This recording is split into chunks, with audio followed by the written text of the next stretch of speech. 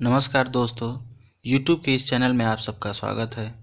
तो दोस्तों, आज हम लोग बाल विकास के टॉपिक अधिगम चैप्टर के बारे में कंप्लीट अध्ययन करेंगे। और दोस्तों जानते हैं, जैसा कि यूपी टेट एग्ज़ाम में बाल विकास काफ़ी महत्वपूर्ण रोल अदा करता है। अधिगम चैप्टर से 2 से 3 क्वेश्चन कन्फर्म आते हैं। तो आज हम लोग एक ही लेक्चर में अधिगम चैप्टर से रिलेटेड जितने सारे पॉइंट क्वेश्चन बनेंगे सबको कवर करेंगे। तो चलिए शुरू करते हैं। और दोस्तों, ये मेरा नया चैनल है तो प्लीज़ थोड़ा सा चैनल को सपोर्ट कीजिए, लाइक शेयर सब्सक्राइब जरूर कीजिए। चलिए तो शुरू करते हैं। अधिगम अधिगम मतलब इंग्लिश में क्या इसको कहते हैं? लर्निंग। लर्निंग मतलब क्या होता है? सीखना। चलिए, तो व्यवहारवाद शब्द का सर्वप्रथम उपयोग किसने किया था? तो मैकडूगल ने किया था। फिर से, व्यवहारवाद के जनक कौन है? तो वाटसन है। देखिए, अधिगम की परिभाषा। अधिगम मतलब होता क्या है? तो व्यक्ति के व्यवहार में अस्थायी परिवर्तन, अभ्यास प्रशिक्षण अनुभव के कारण हो तो उसे अधिगम कहते हैं। अस्थायी परिवर्तन, अस्थायी परिवर्तन नहीं। अस्थायी परिवर्तन मतलब कि जो परिवर्तन हो उसमें फिर वो कंटिन्यू उसमें समाहित हो जाए। अब देखिए, अलग अलग मनोवैज्ञानिक हैं जिन्होंने अधिगम को परिभाषित किया है। जैसे सबसे पहला क्रो एंड क्रो। तो इन्होंने क्या कहा है कि आदत अभिवृत्ति ज्ञान का अर्जन करना ही अधिगम कहलाता है। देखिए नेक्स्ट, गिलफोर्ड। गिलफोर्ड महोदय ने क्या कहा है कि व्यवहार के कारण व्यवहार में आया कोई भी परिवर्तन अधिगम कहलाता है। अब देखिए, ऐसे ही इसको याद कर सकते हैं कि गिलफोर्ड मतलब कि गले में फोड़ा, या इसको ऐसे भी याद कर सकते हैं कि कोई मार कर गला फोड़ दिया। तो व्यवहार, अब उसका मार कर गला फोड़ दिया तो सामने वालों को भी वो मारेगा, उसका भी गला फोड़ेगा। तो वही व्यवहार के कारण व्यवहार में आया परिवर्तन। सामने वालों जिसको मारा वो क्या करेगा, अब उसका बिहेवियर चेंज हो जाएगा, वो भी गुस्सा करेगा, वो भी उस सामने वाले को मारेगा। तो वही व्यवहार के कारण व्यवहार में आया कोई भी परिवर्तन अधिगम कहलाता है। चलिए नेक्स्ट, विलियम वुडवर्थ। इन्होंने क्या कहा? अधिगम विकास की एक प्रक्रिया है। नवीन ज्ञान एवं नवीन प्रतिक्रियाओं का अर्जन ही अधिगम कहलाता है। फिर से नेक्स्ट, बीएफ स्किनर। इन्होंने क्या कहा कि अधिगम व्यवहार में उत्तरोत्तर अनुकूलन की प्रक्रिया है, कि मतलब निरंतरता के साथ बढ़ता जाता है। चलिए अब आगे बढ़ते हैं। देखिए, एक गेट्स महोदय हैं, इन्होंने कहा प्रशिक्षण और अनुभव के कारण आए व्यवहार में परिवर्तन को अधिगम कहते हैं। देखिए, इसको ऐसे याद कर सकते हैं कि मान लीजिए कोई कॉलोनी है, तो कॉलोनी में एक गेट बना होता है। तो गेट पे क्या होते हैं? चपरासी होते हैं। तो गेट पे चपरासी हैं। चपरासी को क्या किया गया है? प्रशिक्षण किया गया है। और वो क्या किया है? अनुभव किया है कि कौन सा आदमी कॉलोनी में का है। अगर कॉलोनी का आदमी एंट्री करेगा तो उसको जाने देगा, बाहरी आदमी आएगा तो उसको रोकेगा। तो उसको अनुभव हुआ है और उसको प्रशिक्षण दिया गया है। तो ऐसे इस तरीके से आप इसको याद कर सकते हैं कि प्रशिक्षण और अनुभव के कारण आए व्यवहार में परिवर्तन को अधिगम कहते हैं। चलिए नेक्स्ट, लर्निंग। देखिए, अधिगम जो है इसके 3 पक्ष हैं: संज्ञानात्मक पक्ष, क्रियात्मक पक्ष, भावात्मक पक्ष। अब देखिए, अधिगम की विशेषताएं। तो अधिगम एक प्रक्रिया है और अधिगम सदैव उद्देश्यपूर्ण होता है। मतलब इसका एक उद्देश्य होता है। अधिगम सीखने का क्या होता है? एक उद्देश्य होता है, तभी आप सीखेंगे। नेक्स्ट, अधिगम एक क्रियात्मक प्रक्रिया है। नेक्स्ट, अधिगम सकारात्मक नकारात्मक दोनों प्रकार का होता है। मतलब आपको इसमें पॉजिटिव रिजल्ट मिलेगा, नेगेटिव रिजल्ट मिलेगा, दोनों मिलेगा। चलिए अब अधिगम के वक्र। अधिगम के वक्र मतलब क्या होता है? तो देखिए, अधिगम के वक्र को 4 फॉर्मेट में दर्शाया गया है। जैसे सबसे पहला सरल रेखी निष्पादन या समान उपलब्धि वक्र। इसमें क्या है कि मान लीजिए आप 1 घंटे में एक चैप्टर याद कर रहे हैं। अगले 2 घंटे में 2 चैप्टर याद कर लें, तीसरे घंटे में 3 चैप्टर। तो क्या हो रहा है, देखिए यहाँ पे समय एक्स एक्सिस को दर्शा रहा है, अधिगम वाई एक्सिस को दर्शा रहा है। तो कहने का मतलब कि समय के साथ अधिगम में भी क्या हो रहा है, आपकी बढ़ोतरी हो रही है। तो इसके साथ एक रेखा जाएगी जो एक्स वाई एक्सिस के बीचों बीच 45 डिग्री से होती हुई निकल जाएगी। इसीलिए एक क्या बन रहा है, एक सरल रेखा बन रहा है, और इसको क्या कहेंगे, सरल रेखी निष्पादन या समान उपलब्धि वक्र। चलिए नेक्स्ट, उन्नतोत्तर बढ़ता हुआ या सकारात्मक वक्र। इसमें क्या होगा कि समय कम लेकिन अधिगम की मात्रा ज़्यादा। जैसे मान लीजिए पहले घंटे में आप 1 चैप्टर पढ़ें, लेकिन 2 घंटे में आप 3 चैप्टर पढ़ लिए। तो इसमें क्या हो रहा है कि धीरे धीरे आपको आपका पढ़ने का, सीखने का जो स्पीड है वो बढ़ जा रहा है। इसलिए आप कम समय में ज़्यादा प्रोडक्टिविटी को प्राप्त कर पा रहे हैं। चलिए नेक्स्ट, घटता हुआ नकारात्मक वक्र। इसमें क्या होगा कि समय ज़्यादा लेकिन अधिगम की मात्रा कम। जैसे मान लीजिए आप 1 घंटे में 1 चैप्टर पढ़ रहे हैं, दूसरे घंटे 2 घंटे भी हो गए, आप एक ही चैप्टर पे अभी पढ़े हैं, एक ही चैप्टर आपका अच्छे से तैयार नहीं हुआ। तो इसमें क्या हो रहा है कि समय तो ज़्यादा लग रहा है लेकिन अधिगम की मात्रा आपको कम प्राप्त हो रही है।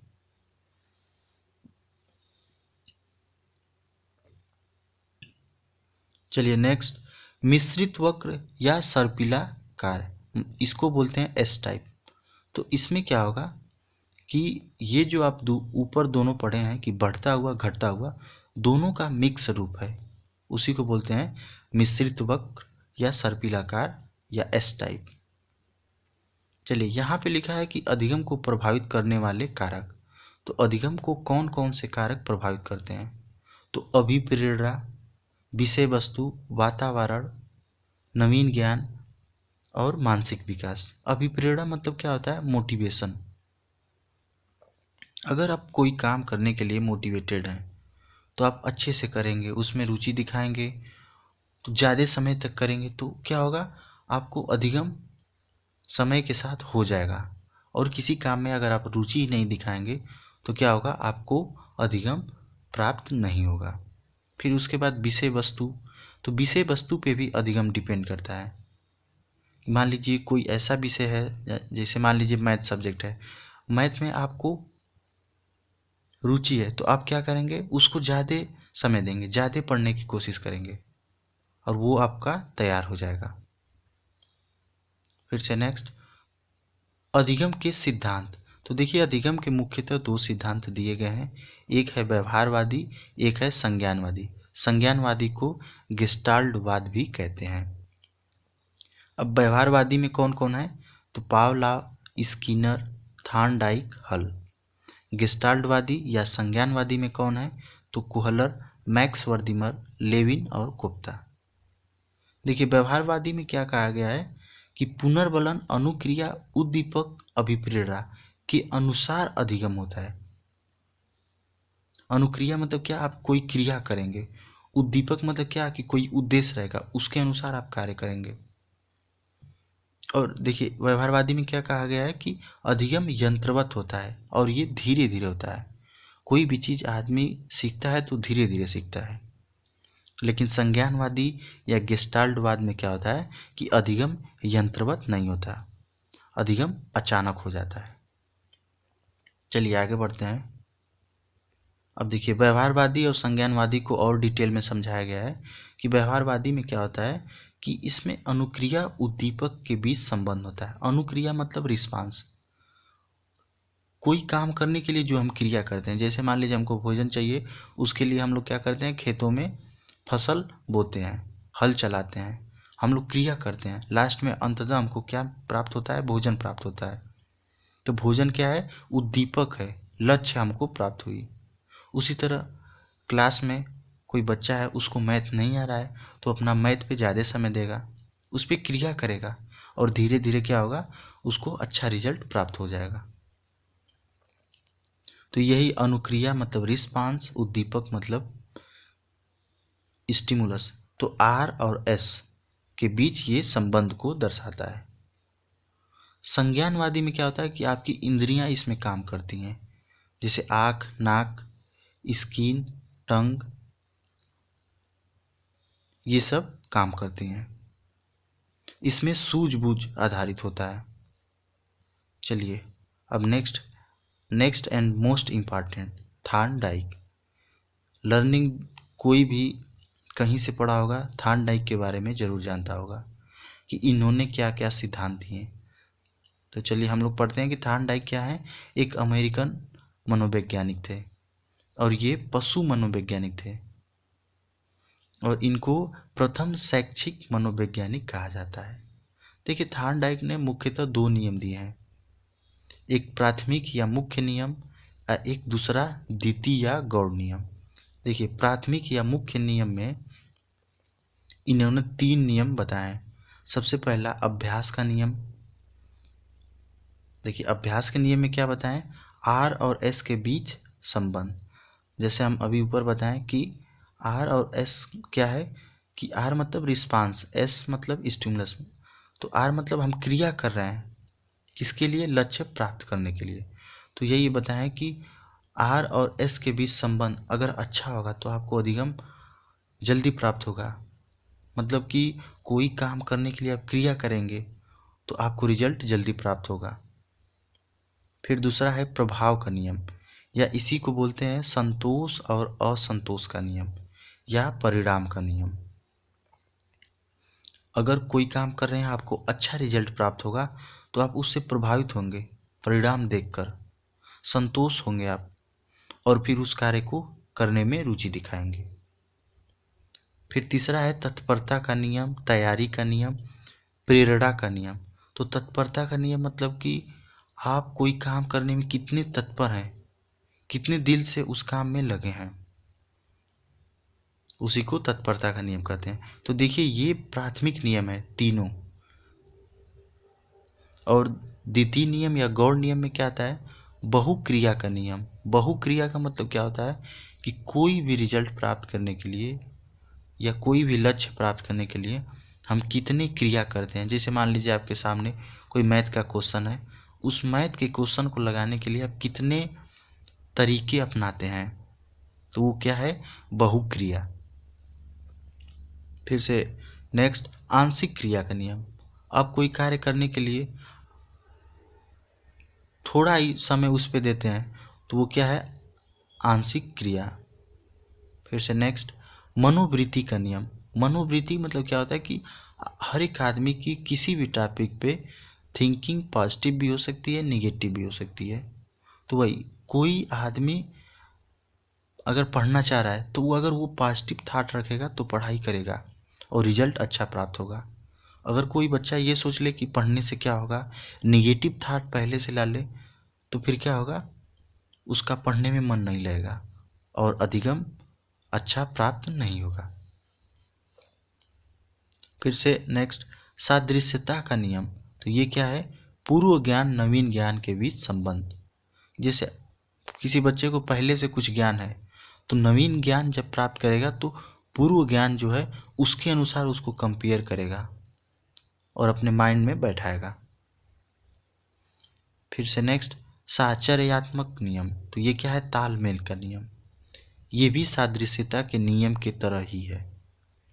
चलिए अब आगे बढ़ते हैं। देखिए थॉर्नडाइक का सिद्धांत, तो इसको क्या कहते हैं, बॉन्डिंग थ्योरी बोलते हैं या संबंधवाद का सिद्धांत, या इसको बोलते हैं उद्दीपक अनुक्रिया का सिद्धांत, means stimulus response theory. Thorndike के सिद्धांत को प्रयत्न और भूल का सिद्धांत भी बोलते हैं, त्रुटि का सिद्धांत बोलते हैं, संयोजनवादी सिद्धांत बोलते हैं। देखिए इतने को सब थॉर्नडाइक ने दिया था और सब एक ही सिद्धांत है। तो ये आपको सारे याद करना जरूरी है क्योंकि यूपी टेट एग्जाम में ये पूछ देता है। मान लीजिए पूछ दिया संयोजनवादी सिद्धांत किसने दिया था, तो आप अगर ये याद किए हैं प्रयत्न और भूल का सिद्धांत, त्रुटि का सिद्धांत, तो फिर संयोजनवादी सिद्धांत आपके सामने आ जाए तो नहीं बता पाएंगे, क्वेश्चन आप नहीं अटेम्प्ट कर पाएंगे। चलिए देखिए थॉर्नडाइक ने क्या किया था कि बिल्ली पे ये प्रयोग किया था। बिल्ली को एक पिंजरे में बंद कर दिए थे और पिंजरे के अंदर एक ऐसा लोहा का लीवर लगा था कि अगर उस पे बिल्ली का पैर चला जाए तो उसको मछली प्राप्त हो जा रही थी। तो बिल्ली मछली देखकर इधर उधर उछल कूद कर रही थी। फिर अचानक उसके पैर से लीवर दब गया तो भोजन उसको प्राप्त हो गया। तो यही क्रिया बार बार करते करते उसको समझ आ गई कि हाँ, हम लीवर अगर दबाएंगे तो हमको भोजन प्राप्त हो जाएगा। और देखिए इसका निष्कर्ष क्या निकलता है कि इसमें प्रयास और भूल समाहित होता है। बिल्ली क्या कर रही है, बार बार प्रयास कर रही है, भूल जा रही है, लेकिन धीरे धीरे उसको अधिगम हो रहा है। फिर से अधिगम अनुबंधन का सिद्धांत है। ये बंधन बन रहा है उद्दीपक और अनिक्रिया के बीच में। फिर से नेक्स्ट, यह संज्ञान पर आधारित नहीं होता है। थार्नडाइक के अनुसार ये यहाँ पे अपना दिमाग नहीं लगा रही, ये तो क्या कर रही है बिल्ली, इधर उधर गलत हरकत कर रही है, उसमें उछल कूद कर रही है और अचानक लीवर दब जा रहा है, उसको मछली प्राप्त हो जा रही है। फिर से नेक्स्ट, अधिगम उत्तरोत्तर होता है।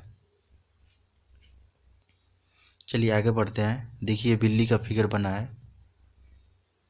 अब देखिए नेक्स्ट क्या है, पुनर्बलन, सबलन या प्रबलन या कमी या आवश्यकता का सिद्धांत।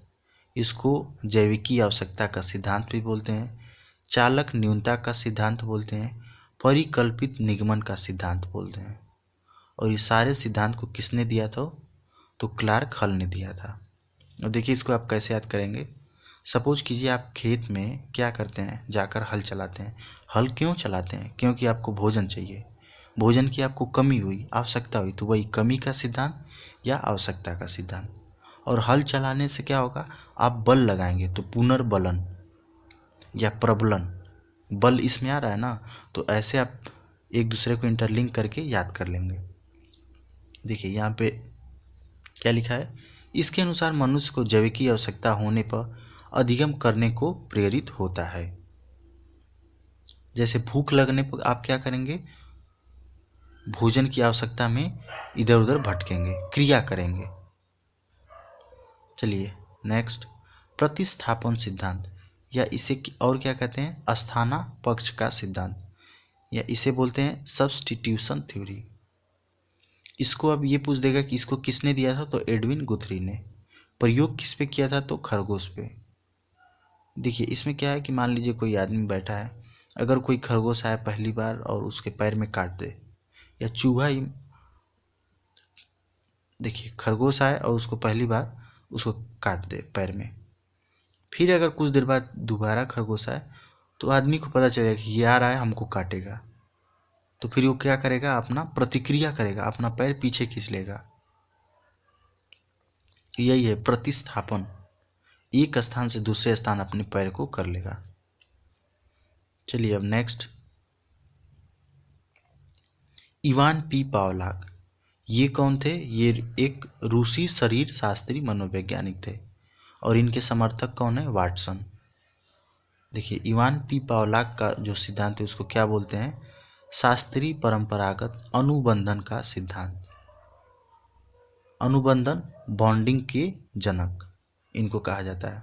और 1904 में पाचन क्रिया पर इन्होंने शोध किया था और 1904 में इन्हें नोबेल पुरस्कार भी मिला था।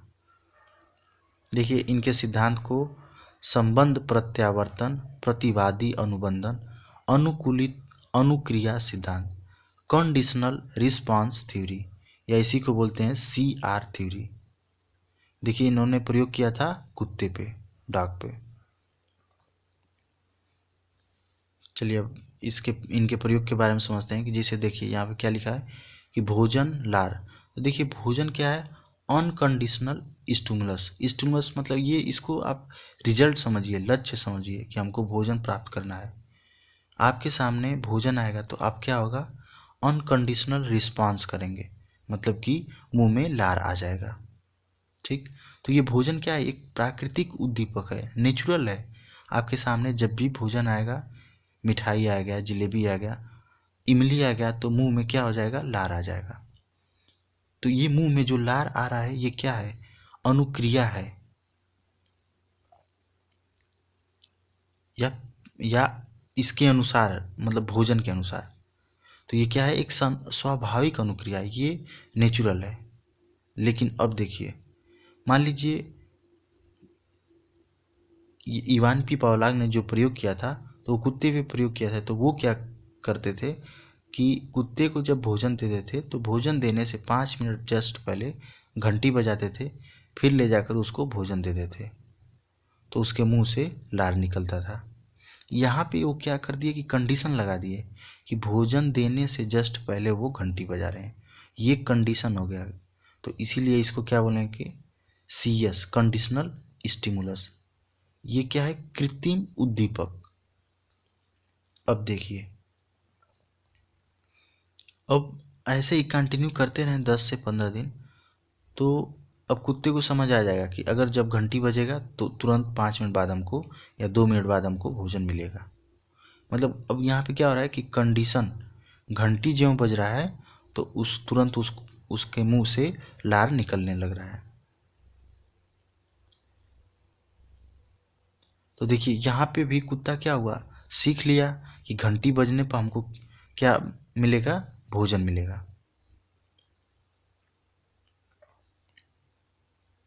अब चलिए देखिए अनुबंधन के नियम क्या है। तो उत्तेजना और विलोपन। उत्तेजना मतलब क्या कि UCS के साथ साथ या बार बार CS को प्रस्तुत करने पर प्राणी में उत्तेजना होती है। यहाँ पे ये कहा गया है कि UCS अनकंडीशनल स्टिमुलस क्या है, हमारा भोजन।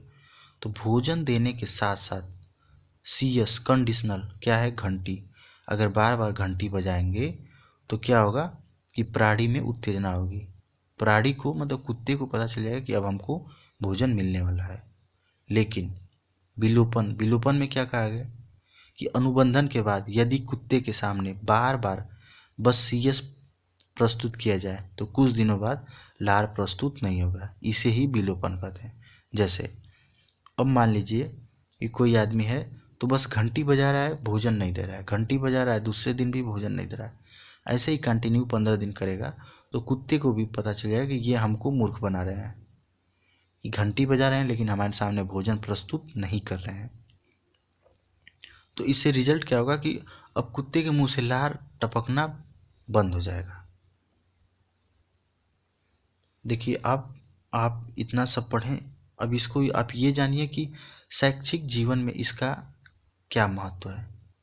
तो देखिए शैक्षिक जीवन में ये महत्व है कि मान लीजिए कि स्कूल है, स्कूल में एक टीचर है, तो जब भी अपने क्लास में जाता है तो जब उसकी घंटी आती है, पीरियड आता है, तो वो क्या करता है कि क्लास में जाने से जस्ट 5 मिनट पहले चपरासी से कहता है कि जाओ मेरे रूम में डंडा रख कर आ जाओ।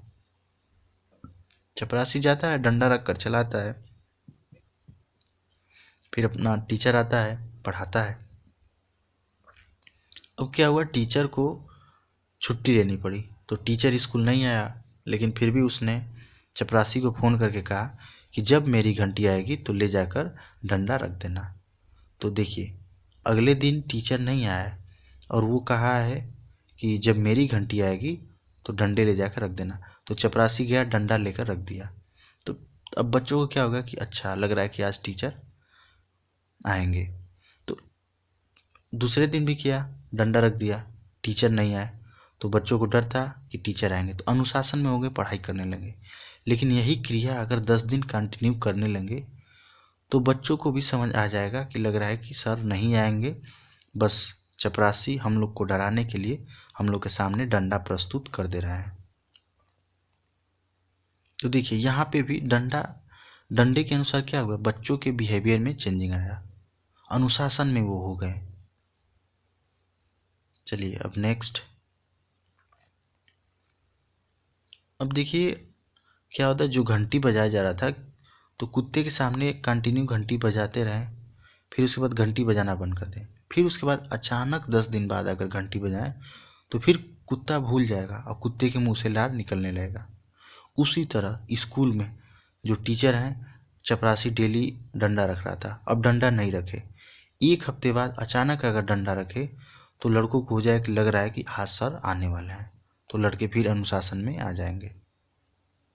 और देखिए हम लोग के स्कूल में भी जब घंटी बजती है तो हम लोग अनुशासन में आ जाते हैं कि लग रहा है कि अब छुट्टी होने वाला है, इंटरवल होने वाला है, या अब प्रार्थना होने वाला है। देखिए, इसका शैक्षिक महत्व तो ये भी है कि बच्चों को एक दूसरे चीज़ से रिलेट करके समझाना चाहिए। जैसे क से कबूतर, अब उसको कबूतर देखा तो उसको क शब्द याद आएगा। ए फॉर एप्पल, एप्पल देखेगा तो उसको आप याद कराइए कि इसके पहला लेटर क्या है, तो वो बोलेगा ए। ए मतलब क्या होता है, ए फॉर एप्पल। चलिए आगे बढ़ते हैं। अब नेक्स्ट है बीएफ स्किनर। तो इन्होंने क्या किया था, तो इन्होंने चूहे पे प्रयोग किया था।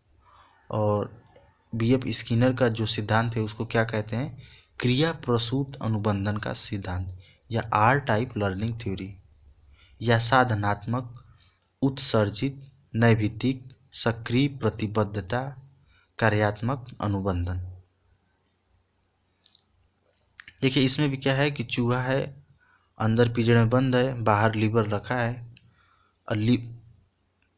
अब अगर लीवर को चूहा अपने पैर से दबा दे उछल कूद करके, तो लीवर में भोजन है, तो भोजन उसके सामने प्राप्त हो जाएगा। लीवर पर पैर रखने पर यदि चूहे को भोजन मिलेगा तो वह इस क्रिया को क्या करेगा, बार बार दोहराएगा। इससे उसे क्या होगा, सकारात्मक पुनर्बलन मिलेगा, किसे, चूहे को। और धीरे धीरे वो सीख जाएगा कि हमको भोजन कैसे प्राप्त करना है। देखिए, इसका निष्कर्ष क्या निकल रहा है कि यदि प्राणी को सकारात्मक पुनर्बलन दिया जाए तो वह अपनी क्रिया या कार्य को दोहराता है, और यदि नकारात्मक पुनर्बलन दिया जाता है तो प्राणी क्रिया को नहीं दोहराता। जैसे बच्चे हैं स्कूल में, उन लोग को टेस्ट लिया जाए और फिर लास्ट में उनको पुरस्कार दिया जाए, उनकी प्रशंसा की जाए, तो क्या होगा, उनके अंदर पॉजिटिव एनर्जी डेवलप होगी और वो रुचि दिखाएंगे कार्य करने में। और जस्ट इसका अपोजिट, अगर बच्चों को डराया जाए, दंड दिया जाए, भयभीत किया जाए, तो क्या होगा, वो बच्चे उस काम में रुचि नहीं दिखाएंगे। चलिए अब आगे बढ़ते हैं। अब देखिए, ये नेक्स्ट टॉपिक है संज्ञानवादी या गेस्टाल्टवादी सिद्धांत। इसको क्या बोलते हैं, रिक्त पूर्ति का सिद्धांत, या सूझ अंतर्दृष्टि का सिद्धांत, इनसाइट थ्योरी ऑफ लर्निंग। तो इसके प्रवर्तक कौन है, मैक्स वर्दिमर नामक मनोवैज्ञानिक। और प्रयोगकर्ता कौन है, कोहलर। फिर से सहयोगी कर्ता कौन है, कोफ्ता। देखिए, निष्कर्ष क्या निकलता है कि अधिगम सूझ पर आधारित होता है। देखिए, तो कोहलर ने प्रयोग क्या किया था कि सुल्तान नामक चिंपैंजी को एक रूम में बंद कर दिया था और उसमें 3-4 मेज रख दिए थे और एक डंडा रख दिया था। तो चिंपैंजी क्या कर रहा था कि बार बार डंडे से ऊपर केला लटका दिया गया था और केले को पकड़ना चाह रहा था और केला उसे नहीं मिल पा रहा था। तो धीरे धीरे अपना वो सूझबूझ, अपना बुद्धि लगाया और उसने क्या किया कि जितने सारे 3-4 टेबल थे सबको एक पे एक रख दिया और उसके ऊपर चढ़ गया और आसानी से उसको केला प्राप्त हो गया। तो यहाँ पे क्या हो रहा है कि वो अपना सूझ लगा रहा है, सूझबूझ मतलब अपना बुद्धि लगा रहा है। इसको इसके माइंड में अचानक स्ट्राइक आया कि नहीं, अगर हम ऐसे करें तो हमको रिजल्ट मिल जाएगा। चलिए नेक्स्ट, क्षेत्रवादी सिद्धांत। इसको किसने दिया था, तो कर्ट लेविन। ये क्या थे, एक गणितज्ञ थे। इसी को बोलते हैं फील्ड थ्योरी ऑफ साइकोलॉजी। इनके अनुसार प्राणी जीवन देश में 2 चीज़ों से घिरा रहता है, जैसे एक आदमी से और एक इन्वायरमेंट से। उसके अनुसार ही उसके बिहेवियर में चेंज होता है। जैसे देखिए, अगर कोई बच्चा है वो हिंदू परिवार में जन्म लिया तो हिंदी परिवार के रीति रिवाजों को समझेगा, दुर्गा माँ का पूजा करेगा, काली माँ का पूजा करेगा, शंकर जी का पूजा करेगा, तो उसके बिहेवियर में उस टाइप का चेंजिंग होगा। लेकिन अगर कोई लड़का मुस्लिम फैमिली में पैदा हुआ है तो अल्लाह को मानेगा, देखेगा कि हमारे मम्मी पापा क्या करें, अपने वातावरण को समझेगा, तो उस अनुसार उसके बिहेवियर में चेंजिंग होगी। तो वही behaviour is equal two factor, क्या कारक है कि पर्सन और इन्वायरमेंट। देखिए इनका निष्कर्ष क्या निकलता है कि लेविन के अनुसार प्राणी अपने आसपास के वातावरण, समाज, संस्कृति द्वारा अधिगम करता है। चलिए नेक्स्ट, मिक्स्ड लर्निंग थ्योरी। इसमें क्या है कि व्यवहारवादी और संज्ञानवादी दोनों सिद्धांत एक ही में समाहित हैं। अब देखिए इसको किसने प्रस्तुत किया था, तो रॉबर्ट एम गैने ने, जिन्होंने 8 पदी सोपान का सिद्धांत प्रस्तुत किया था। जैसे यहाँ पे देखिए क्या एक फिगर बनाया, उसमें 1 से 8 तक ऊपर गया है, और 1 नंबर पे क्या है, संकेत अधिगम स्तर, 2 नंबर पे अनुक्रिया उद्दीपक, 3 पे श्रृंखला लाभ अधिगम। तो देखिए 1 2 3 जो है इसको मानव और पशु दोनों सीख सकते हैं।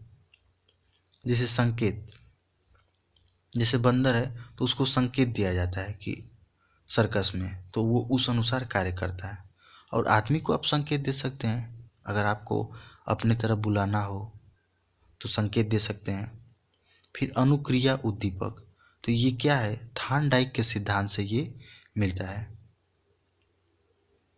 फिर से नेक्स्ट, श्रृंखला लाभ अधिगम, तो इसमें क्या है कि बच्चे सरल से कठिन की ओर सीखते हैं। अब चलिए 4 नंबर पे क्या है, शाब्दिक अधिगम स्तर। तो देखिए पहला, दूसरा, तीसरा इसको बस मानव और पशु सीखेंगे, लेकिन 4 से लेकर 8 तक जितने सारे हैं उसको बस मनुष्य ही सीख सकता है। शाब्दिक अधिगम स्तर, बच्चों को शब्द याद कराया जाता है, अब इसको पशु तो नहीं याद कर सकता। फिर से उसके बाद 5 नंबर पे बहुविभेदनात्मक अधिगम स्तर, इसमें क्या है कि कोई भी चीज़ है उसके बीच आप अंतर करना सीख जाएं। जैसे मान लीजिए आपको बाल दे दिया गया, तो एक छोटा बाल है, बड़ा बाल है, एक उससे बड़ा बाल है, तो आप उसमें विभेद कर सकते हैं कि अच्छा कौन इसमें छोटा है, कौन इसमें बड़ा है। तो यही ये क्या है, बहुविभेदनात्मक अधिगम स्तर। फिर से 6 नंबर पे सम प्रत्यय अधिगम स्तर, तो ये क्या है, मस्तिष्क में बनने वाली प्रतिमा। जैसे जो जो कुछ भी हम लोग अपने वातावरण में देखते हैं वो हमारे दिमाग में उसका एक इमेज बन जाता है। फिर से नेक्स्ट, सिद्धांत अधिगम स्तर, तो इसमें क्या होता है कि आप जब बड़ी कक्षाओं में पढ़ते हैं 9 में 10 में, तो आप फिजिक्स में, केमिस्ट्री में सिद्धांत पढ़ते हैं चीज़ों के बारे में समझने के लिए, कि पृथ्वी गोल क्यों है, पृथ्वी घूमती क्यों है, दिन रात क्यों होते हैं, तो ये क्या है, एक सिद्धांत पे आधारित है। फिर से नेक्स्ट, समस्या समाधान अधिगम स्तर, ये क्या है, सर्वोच्च अधिगम स्तर है। इसमें क्या है कि आप बड़े बड़े प्रॉब्लम को क्वेश्चन सॉल्व करते हैं, तो आप अपनी बुद्धि, अपनी क्षमता के अनुसार उसका हल ढूंढने की कोशिश करते हैं। चलिए नेक्स्ट, एल्बर्ट बांडुरा का सिद्धांत, तो इसको क्या कहते हैं, सामाजिक अधिगम सिद्धांत या अवलोकनात्मक अधिगम का सिद्धांत या प्रतिरूपण का सिद्धांत। देखिए इन्होंने क्या कहा था कि प्राणी अपने आसपास के वातावरण के अनुसार अवलोकन या नकल करके सीखता है। जैसे आदमी क्या है कि एक दूसरे का नकल करके सीखता है, बच्चों को देखते हैं एक दूसरे की नकल करते हैं और सीखते हैं। जैसे मान लीजिए आप 11-12 में पढ़े होंगे, तो अगर आप बायो के स्टूडेंट रहे होंगे तो उसमें आपके सामने एक मेढक होता है, मेढक का मॉडल प्रस्तुत किया जाता है और उसको कहा जाता है चीरने फाड़ने के लिए, और आप उस पर प्रैक्टिकल करते हैं। तो ये यहाँ पे मॉडल प्रस्तुत किया गया कि कैसे बॉडी को कट किया जाता है, चीरा जाता है, फाड़ा जाता है। उसी तरह आप जब बड़े हो जाते हैं, एमबीबीएस बन जाते हैं, तो वहाँ पे मनुष्य होता है, उसके साथ आपको प्रैक्टिकल करना होता है। तो यही एल्बर्ट बांडुरा ने यही दिया था कि आदमी मॉडल के अनुसार सीखता है, उसके सामने जो प्रस्तुत होता है उस अनुसार वो क्रिया करता है। चलिए नेक्स्ट, अधिगम स्थानांतरण या अधिगम अंतरण, इसमें क्या है कि एक क्षेत्र या विषय में प्राप्त ज्ञान का दूसरे क्षेत्र में प्रयोग करते हैं।